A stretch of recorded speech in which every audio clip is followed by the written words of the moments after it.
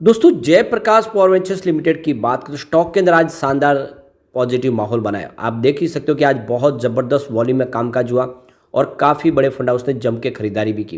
इसके पीछे दो बड़ी गुड न्यूज़ है जिनको एक एक करके डिस्कस करेंगे। जेपी पावर जो थर्मल पावर प्लांट की एक मजबूत कंपनी है, इनके पास बहुत सारे प्रोजेक्ट है जो इस समय 24 घंटे की क्षमता के साथ शुरू है। इनके पास एक बड़ा हाइड्रो इलेक्ट्रॉनिक पावर प्लांट भी है। इसके बावजूद भी अगर आप देखें तो प्राइस बहुत कम है, सिंगल डिजिट में स्टॉक है। क्या इन्वेस्टमेंट करना चाहिए? क्योंकि 2008 में इसकी प्राइस 140 के आसपास थी। तो क्या ये आने वाले समय में फिर से 3 डिजिट में जा सकता है? क्या इस लेवल पर खरीदारी की जा सकती है? इन सारी बातों को जानेंगे इस वीडियो के माध्यम से। लेकिन फ्रेंड, उससे पहले अगर आप पहली बार हमारे चैनल पर आए तो चैनल को सब्सक्राइब कर दीजिए, एक बेल आइकॉन दबा दीजिए ताकि जब भी नया वीडियो बने पहला नोटिफिकेशन आपको मिले। वीडियो पसंद आए तो लाइक से जरूर कीजिए। चलो फ्रेंड्स, वीडियो स्टार्ट करते हैं। मैं हूं आपका दोस्त एस बी दवे और हमारे अपने चैनल ऑनलाइन कमाई में आपका बहुत बहुत स्वागत है। तो सबसे पहले जेपी पावर के कारोबार की बात करें, स्टॉक की शुरुआत 9.55 पर हुई। तो शुरुआत देख सकते हो कि पॉजिटिव हुई क्योंकि क्लोजिंग कल की 9.45 के आसपास थी। इंट्राडे में 9.70 का शानदार हाई भी बना। जो लो है वो 9.45 का। अच्छी बात है कि पूरे दिन में कोई गिरावट हुई नहीं और वैसे बाजार ने भी आज साथ दिया। अंत में क्लोजिंग 9.55 के आसपास थी, जहाँ पे 1.06% की तेजी थी। तो ऊपर के लेवल से कुछ प्रॉफिट बुकिंग भी देखने को मिली। आज वॉल्यूम में ज़बरदस्त इजाफा हुआ है। पिछले एक महीने में इसका 21 करोड़ का वॉल्यूम था, 5 करोड़ की डिलीवरी उठाई गई थी। 1 वीक पहले इसका 13 करोड़ का वॉल्यूम हुआ था, 4 करोड़ की डिलीवरी उठाई गई थी। कल वॉल्यूम थोड़ा सा कम हुआ था, 10 करोड़ का ही वॉल्यूम हुआ था और 3 करोड़ की डिलीवरी उठाई गई थी। लेकिन आज फिर से 13 करोड़ का वॉल्यूम हुआ, काफ़ी शानदार वॉल्यूम। और देख सकते हो कि पूरे बाजार में वॉल्यूम के मामले में नंबर 5 पे था जेपी पावर। तो वोडाफोन आइडिया नंबर 1 था, वक्रांगी नंबर 2 पे और IRFC नंबर 3, सुजलॉन एनर्जी का नंबर 4 और जेपी पावर टॉप 5 में जगह बनाने में कामयाब रहा। तो वॉल्यूम आज तेजी का था। अब यहाँ पे देख सकते हो कि आज बाजार के लिए एक अच्छी गुड न्यूज़ निकल कर आई है। आज बाजार में DI और FI दोनों ही खरीदार बने और ये बहुत समय के बाद ऐसा हुआ है जब दोनों ने खरीदारी की है पॉजिटिव। जबकि लगातार ऐसे ही होता है कि एक दिन जब FI अगर खरीदारी कर ले तो उस दिन DI बिकवाली करते हैं, लेकिन आज पहली बार ऐसा हो रहा है काफ़ी महीनों के बाद कि दोनों खरीदार हैं। तो देख सकते हो कि 17 अक्टूबर को आज DI की तरफ से 6,492 करोड़ का नया इन्वेस्टमेंट किया गया। सामने 6,379 करोड़ रुपीज़ की बिकवाली की गई। तो उनका जो खरीदारी का आंकड़ा निकल के आ रहा है वो 112 करोड़ पॉजिटिव है। दूसरी तरफ FI की बात करें तो आज उन्होंने 8,517 करोड़ का नया इन्वेस्टमेंट किया। सामने 8,254 करोड़ की बिकवाली की है। तो उनका जो खरीदारी का आंकड़ा निकल कर आया है वो 263 करोड़ पॉजिटिव है। तो भले ही अमाउंट कम हो लेकिन आज दोनों ही बाजार में पॉजिटिव बायर बने और ये बाजार के लिए शुभ संकेत है, यानी इसी वजह से आज बाजार में तेजी भी बनी। वैसे अगर आप देखें तो 13 अक्टूबर के बाद फिर से खरीदारी की। इससे पहले 13 अक्टूबर को 370 करोड़ की FI ने खरीदारी की थी और उससे पहले देखें तो 9 अक्टूबर को उन्होंने 772 करोड़ का इन्वेस्टमेंट किया था। तो इस महीने में 3 दिन ऐसे जब इन्होंने पॉजिटिव खरीदारी की है। इसका मतलब फिर से बाजार में लौट के आ सकते हैं FI और फिर बाजार में शानदार तेजी भी बन सकती है। अब यहाँ पे एक बड़ी गुड न्यूज़ निकल के आ रही है। फेस्टिवल सीजन की वजह से कोल इंडिया ने जो थर्मल पावर प्लांट की सप्लाई उसमें 6% की वृद्धि दिखाई है अक्टूबर महीने में। तो इसका मतलब यह है कि इलेक्ट्रिसिटी कंजम्पशन बढ़ रहा है और इस वजह से कोल इंडिया की तरफ से सप्लाई बढ़ाई गई है। तो देख सकते कि फर्स्ट हाफ के अक्टूबर मंथ में देखें तो करीब 23.5 मिलियन टन्स की कोल की सप्लाई की गई है, यानी इलेक्ट्रिसिटी कंजम्पशन बढ़ रहा है और उसको पूरा करने के लिए 6% की एक्स्ट्रा सप्लाई की गई है कोल इंडिया की तरफ से। पिछले साल सेम इस पीरियड में देखें तो 22.2 मिलियन टन्स का ही कोल सप्लाई हुई थी। तो उस हिसाब से पिछले साल के मुकाबले 6% की वृद्धि हुई है। तो इसका मतलब यह है कि इस बार इलेक्ट्रिसिटी कंजम्पशन बढ़ा है। तो यहाँ पे देखें तो 15 अक्टूबर तक यहाँ पे करीब 319 मिलियन टन्स का टोटल यहाँ पे कोल सप्लाई किया गया है, जो देख सकते कि 12 मिलियन टन्स ज़्यादा है क्योंकि पिछले साल देख सकते फाइनेंशियल 2023 में ये 307 मिलियन टन्स ही सप्लाई किया गया था। तो इस बार देख सकते कि वृद्धि हुई है। इसका मतलब ये है कि रिजल्ट बेहतर रहेंगे। जितनी कोल बेस्ड पावर कंपनियाँ उनके रिजल्ट बेहतर होंगे क्योंकि उनके कारोबार में वृद्धि दिखाई देगी क्योंकि इलेक्ट्रिसिटी कंजम्पशन बढ़ा है पिछले साल के मुकाबले।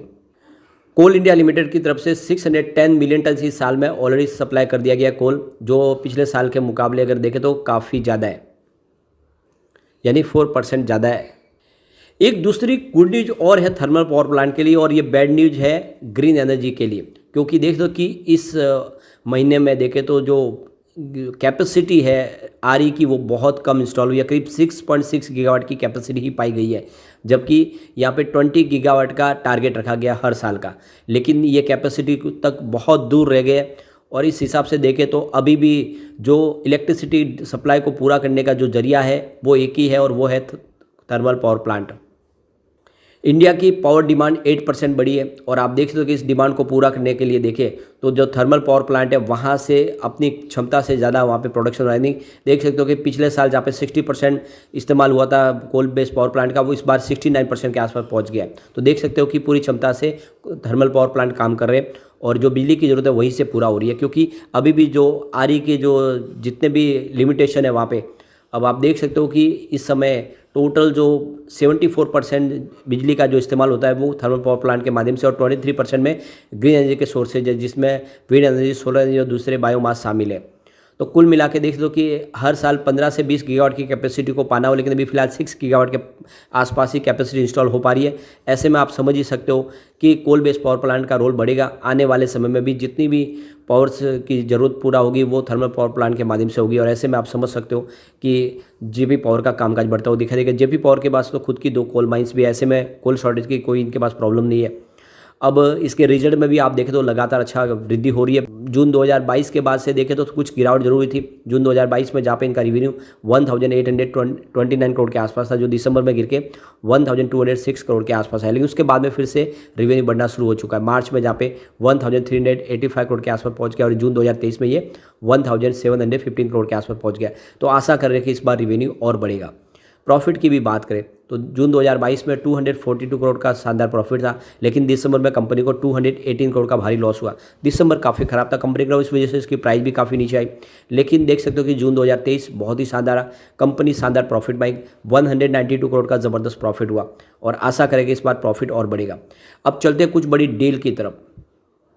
तो सुबह 9:19 पर 9.55 की प्राइस से 30,89,000 शेयरों की एक बिकवाली हुई।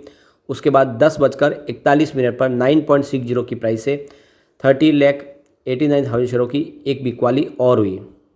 फिर 10:45 पर 9.65 की प्राइस से 20,75,000 शेयरों की एक बिकवाली और हुई। तो सुबह सुबह जम के बिकवाली हुई, लेकिन उसके बाद 10:53 पर 9.70 की प्राइस से 21,84,000 शेयरों की एक ज़बरदस्त खरीदारी हुई। फिर 11:07 पर 9.60 की प्राइस से 21,86,000 शेयरों की एक बड़ी खरीदारी और हुई। उसके बाद 3:10 पर 9.55 की प्राइस से 27,48,000 शेयरों की एक ज़बरदस्त खरीदारी और हुई। तो सुबह सुबह बिकवाली जरूर हुई। उसके बाद में जैसे देखें तो 9:30-10 बजे के बाद में यहाँ पे खरीदारी का दौर शुरू हुआ, जो शाम तक चला। तो बड़े फंड हाउस ने जम के खरीदारी की है, और ये इशारा है कि आने वाले समय जेपी पावर में शानदार तेजी बन सकती है। ऐसे में लॉन्ग टर्म इन्वेस्टर के लिए अच्छा मौका, खरीदारी कर सकते हैं। Q2 में इस बार धमाका हो सकता है, Q2 बेहतर रह सकता है, क्योंकि इलेक्ट्रिसिटी कंजम्पशन ज़बरदस्त बढ़ा है। यहाँ पे अगर इसकी रेटिंग देखें तो बहुत ही शानदार है। फिलहाल मास्टर रेटिंग देखें तो 5 स्टार में से 4 स्टार की रेटिंग है, जो बहुत ही बेहतर कही जा सकती है। लेकिन इसकी EPS स्ट्रेंथ बहुत वीक है, क्योंकि यहाँ पे अगर रेटिंग देखें तो मात्र 5 स्टार में से 2 स्टार की रेटिंग निकल के आ रही है। तो ये इसकी कमज़ोर कड़ी है। लेकिन बायर डिमांड के मामले में देखें तो बहुत ही ज़बरदस्त यहाँ पे आपको रेटिंग आती हुई दिखाई देगी। 5 स्टार में से 5 स्टार की रेटिंग है, पूरी की पूरी रेटिंग मिल रही है, यानी लोगों का रुझान स्टॉक की तरफ बहुत ज़्यादा पॉजिटिव बना हुआ है। इसकी प्राइस स्ट्रेंथ भी अच्छी है, 5 स्टार में से 3 स्टार की रेटिंग है, जो काफ़ी अच्छी कह सकते हैं, इसको एवरेज से ज़्यादा है। लेकिन ग्रुप रैंक के मामले में देखें तो यहाँ पे फिर से आपको कमजोरी दिखाई देगी, जहाँ पे रेटिंग 5 स्टार में से मात्र 2 स्टार की रेटिंग है। ओवरऑल इसकी रेटिंग देखें तो मिक्स आपको दिखाई देगी, लेकिन इस रेटिंग के दम पे दाव लगाया जा सकता है। और वैसे भी इसकी प्राइस बहुत नीचे, आने वाले समय यहाँ पे प्राइस बढ़ने की संभावना काफ़ी ज़्यादा है। तो लॉन्ग टर्म इन्वेस्टर इसमें दाव लगा सकते हैं, आने वाले समय ये आपको मालामाल कर सकता है, क्योंकि आने वाले 2030 तक कोल डिमांड पीक पर होगी। ऐसे में ये जितने शेयर थर्मल पावर प्लांट पे काम करने वाले वो मल्टीबैगर बन सकते हैं। लेकिन फ्रेंड, कोई भी इन्वेस्टमेंट करने से पहले अपने फाइनेंशियल एडवाइजर से बारे ले ले, या अपना खुद का रिसर्च करें, क्योंकि मैंने वीडियो आपके एजुकेशनल पर्पज़ के लिए ही बनाया। वीडियो पसंद आए तो लाइक से जो कीजिए और चैनल को सब्सक्राइब कर दीजिए। Thank you friend.